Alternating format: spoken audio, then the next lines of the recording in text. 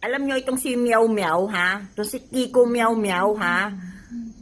Sa totoo lang, takot kayo dyan. Bakit?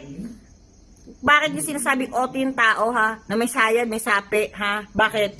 Masama bang questionin kayo, ha? Masama bang sabihin niya yung mga nakikita niya dyan sa kongreso? Yung baluarte ng purbuaya, ha? Tapos sasabihin nyo, may autistic yung tao. Diyos me, mahiya nga kayo sa mga balat nyo, ha? Saan nga naman nakakita na yung mga kongresista natin na sangkot dyan sa flood control? Tapos nandyan pa rin sa kongreso, ha? Pakuya-kuya-kuy, ha? Pa-dead ma-effect, ha? Pa-dead ma-effect, ha? Sa bagay, galawang bangag.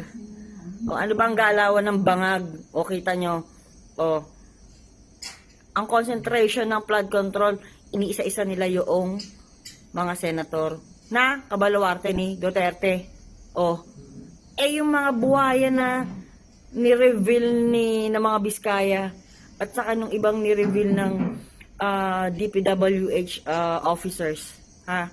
O ano, deadma, niwala man lang na ano sa ombudsman. Diyos ko, patawarin. O, tapos ngayon, sinisita kayo ni Kiko Meow Meow. Galit na galit kayo. At ito pang isang papogi. Sino yung papogi? Anak ni Bangag. Diyos ko, ayoko nang sabihin ang pangalan niya. Para may alam ang kukote. Pati si Atty. Guanzon, babanggain mo. Lawyer yun. Diyos ko, mag-aral ka nga muna. Ay nako, makasinghot nga muna.